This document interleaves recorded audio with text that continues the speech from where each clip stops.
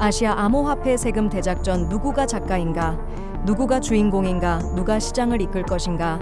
암호화폐 세금 미로를 밝혀내다 세 가지 법칙이 시장의 황금기를 이끌 수 있을까?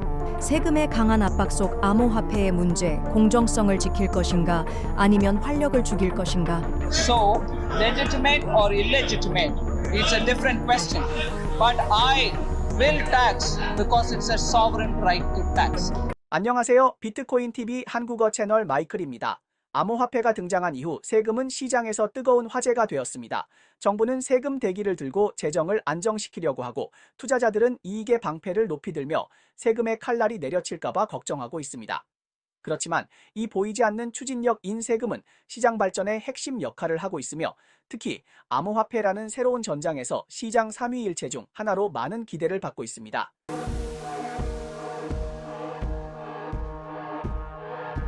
세금의 삼두마차가 암호화폐 시장을 질주하고 있습니다. 첫 번째는 시장의 정규화 다리, 디지털 자산의 공식 인증 도장을 찍어 시장을 더 신뢰할 수 있게 만듭니다.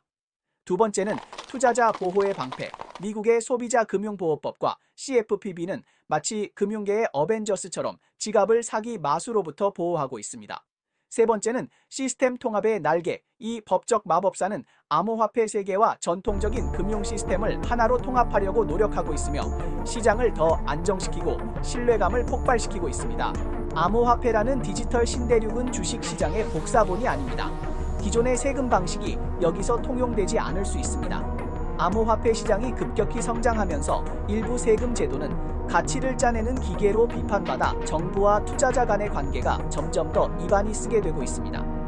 이번에는 암호화폐 세무 탐정으로서 아시아 주요 국가들의 세금 밀에 들어가 시장의 정규화, 투자자 보호, 시스템 통합의 세 가지 마법의 진정한 힘을 밝혀내겠습니다. 이 보고서가 화해의 다리를 놓아 암호화폐 시장이 진정한 황금 시대를 맞이할 수 있도록 돕기를 바랍니다. 아시아의 암호화폐 세금 대극장에 들어가면 각국이 마치 각자의 독점 시나리오를 장악하여 서로 다른 스타일의 세금 대작전을 펼치는 것을 발견할 수 있습니다. 이들 멋진 드라마는 각국의 경제 구조가 다르고 암호화폐 세제에서의 독특한 접근법이 드러나는 방식으로 펼쳐집니다.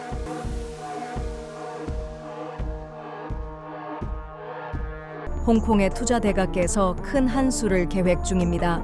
헤지펀드와 가족 자산 관리실의 투자 수익에 면세 정책을 적용하려 하며 마치 재정적 자유로 가는 황금길을 열어놓은 셈입니다.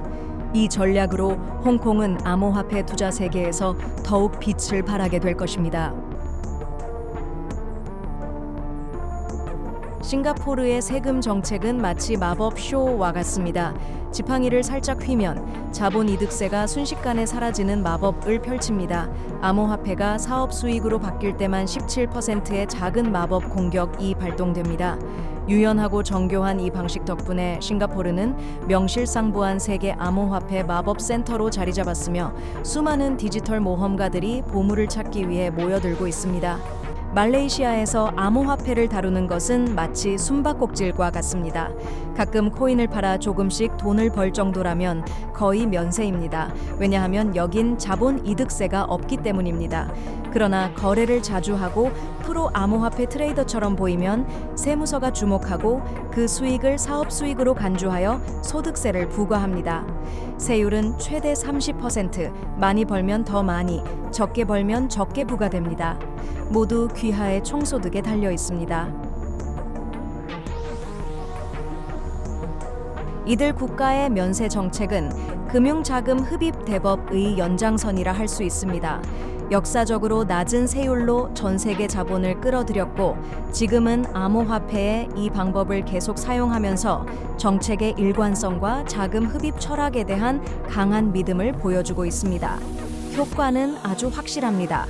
예를 들어 2021년에는 싱가포르가 아시아 최대의 암호화폐 거래소로 등장했습니다. 하지만 면세는 제로 리스크 패키지가 아닙니다. 투기 거품이나 세수 감소는 가볍게 넘길 수 없습니다. 그래서 이들 국가는 간접세 추구를 통해 금융 서비스를 발전시키고 거래소와 금융기관을 감시하여 시장의 통제력을 잃지 않도록 하고 있습니다.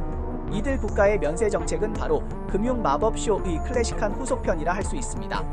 낮은 세율 마법 지팡이를 휘두르며 전 세계 자본을 끌어들이고 수많은 투자자들이 기꺼이 덫에 걸립니다.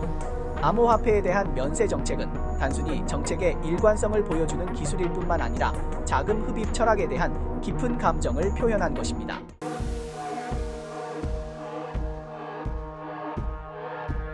아시아의 암호 세금 아레나에서 일본과 태국은 마치 철면 세금 수호자처럼 두각을 나타내며 누진세 제도의 깃발을 높이 들고 너무 많이 벌었다는 암호 플레이어들을 단속하고 있습니다. 이 높은 세율은 단순히 고소득층에 대한 특별 배려가 아니라 부를 나누어야 한다는 사회적 선언입니다. 태국은 암호화폐 거래에서 얻은 이익에 대해 투자 소득으로서 자본이득세를 부과하며 세율은 연간 소득에 따라 0%에서 35%까지 변동합니다.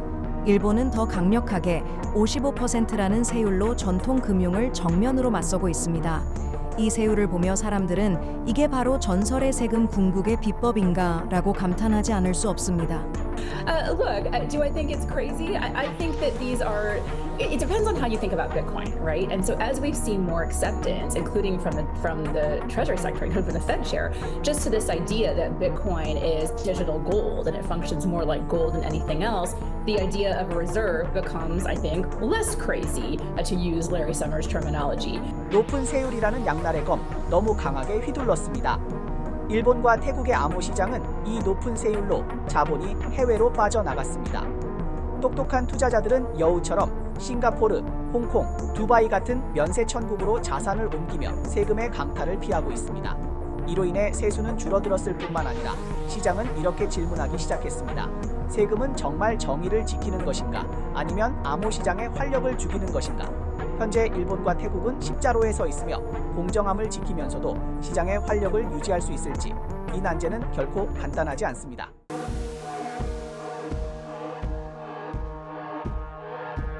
인도라는 활기찬 디지털 금융시장에서 암호화폐 거래 이익에 대한 새로운 세금 정책이 조용히 변화를 이끌고 있습니다. 전통적인 금융시장의 누진세제와는 달리 인도는 30%의 통일 세율을 선택했습니다. 이 결정은 마치 정교하게 조각된 체스말처럼 행정 효율성과 시장 투명성을 달성하기 위한 보드 위에 놓였습니다. 인도의 30% 암호 세금 정책은 간단하고 강력하다고 할 수 있습니다. 누진세제를 완전히 배제하고 두 가지 목표를 가지고 있습니다. 세금 징수의 용이함과 탈세의 감소. 장점은 세금 제도가 명확하고 세금 납부가 머리를 쓰지 않아도 되며 탈세를 막을 수 있다는 점입니다. 하지만 단점도 있습니다. 소규모 투자자는 조금이라도 수익을 올리면 30%라는 높은 세금을 내야 하므로 투자 의욕이 떨어질 수 있습니다. 또한 고소득자와 저소득자에게 동일한 세율이 적용되므로 공정성은 어디에 갔는가라는 의문이 들 수 있습니다. We are now focusing on making the UPI and the RuPay truly global. The deployment of UPI-like infrastructure in foreign jurisdictions, facilitating QR code-based payment acceptance through UPI apps at international merchant locations, and interlinking UPI with fast payment systems in other countries for cross-border remittances are on top of our agenda. 30%의 암호 세금은 한 방에 끝내기처럼 보이지만 그 이면에는 숨은 함정이 존재합니다. 소규모 투자자도 조금만 수익을 올리면 30%라는 무거운 세금을 내야 하므로 마치 큰 산을 지고 있는 것처럼 숨이 가쁩니다. 그리고 고소득자와 저소득자에게 동일한 세율을 적용하는 것에 대해 공정성은 어디로 갔나? 라는 의문이 듭니다. 좋은 소식은 인도 정부가 이미 고민을 시작했으며 소액 거래에 대한 세율을 낮추거나 장기 보유자에게 인센티브를 제공하는 방안을 고려하고 있어 안정적인 세수와 시장 유지 사이의 균형을 찾으려는 노력이 이루어지고 있다는 점입니다.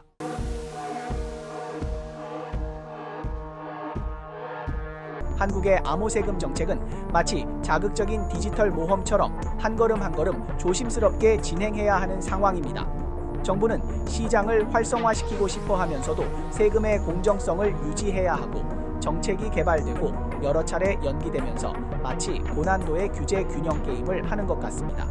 이 일련의 작전은 단순히 국고를 보충하는 것뿐만 아니라 혁신과 규제 사이에서 시장에 피해를 주지 않으면서도 이익을 창출할 수 있는 최적의 경로를 찾으려는 시도입니다. 한국의 암호 세금 정책은 느린 열매를 맺는 선수라고 할 수 있습니다.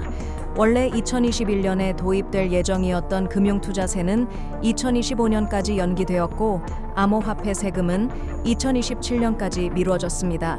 이 연기 전략에는 분명한 장점이 있습니다. 시장은 숨통을 트일 수 있고 일본이나 싱가포르의 방식도 지켜보면서 진행할 수 있기 때문입니다. 그러나 이러한 망설임은 시장을 혼란스럽게 만들고 명확한 규정이 부족한 상황에서 투기만 더욱 극심해지며 규제의 공백이 될 위험도 있습니다. With investors further angered by remarks from the financial regulator at the time, saying the younger generation was headed the wrong way by investing in cryptocurrencies. The resulting online petition gained the 200,000 signatures required for the government to be obliged to respond after just 25 of the allowed 30 days. Investors in their 20s and 30s continued to voice their disapproval by submitting more petitions, leading to several lawmakers proposing a delay in implementing the tax. 한국의 이 연기 전술은 마치 시간의 다리를 놓은 것처럼 보입니다. 한쪽은 현재 시장과 연결되어 있고 다른 쪽은 미지의 암호화폐 미래로 이어집니다. 이 다리는 시장이 자유롭게 변동할 수 있게 하여 정부가 다른 국가들의 방식도 여유 있게 지켜볼 수 있게 해줍니다. 하지만 이 게임은 시간과의 경쟁이라는 점을 잊지 말아야 합니다. 한국은 시장을 안정시키고 흐름을 따라갈 수 있는 미래의 열쇠를 빨리 찾아야 합니다. 그렇지 않으면 뒤처질 위험이 있습니다.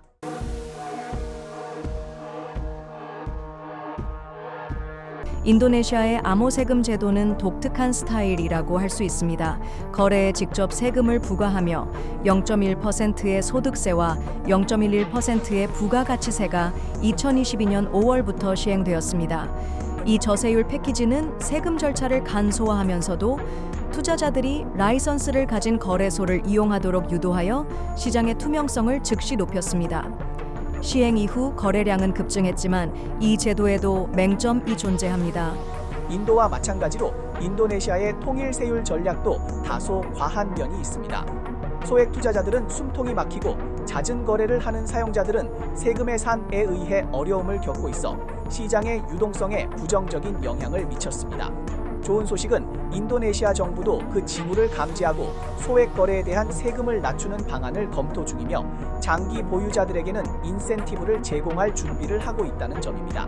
이 일련의 조치는 저세율이라는 카드를 지키면서 시장을 다시 활성화시키려는 전략입니다. 각국의 세법은 매우 다양하지만 암호화폐 세금 문제에서 정부와 투자자는 놀랍게도 동시에 충돌하고 있습니다.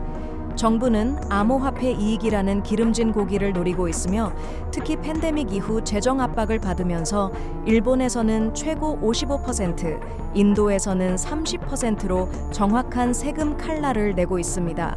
그러나 투자자들은 세금 부담이 너무 크다고 호소하며 빈번한 거래가 세금 부담을 더욱 악화시킨다고 불만을 터뜨리고 있습니다.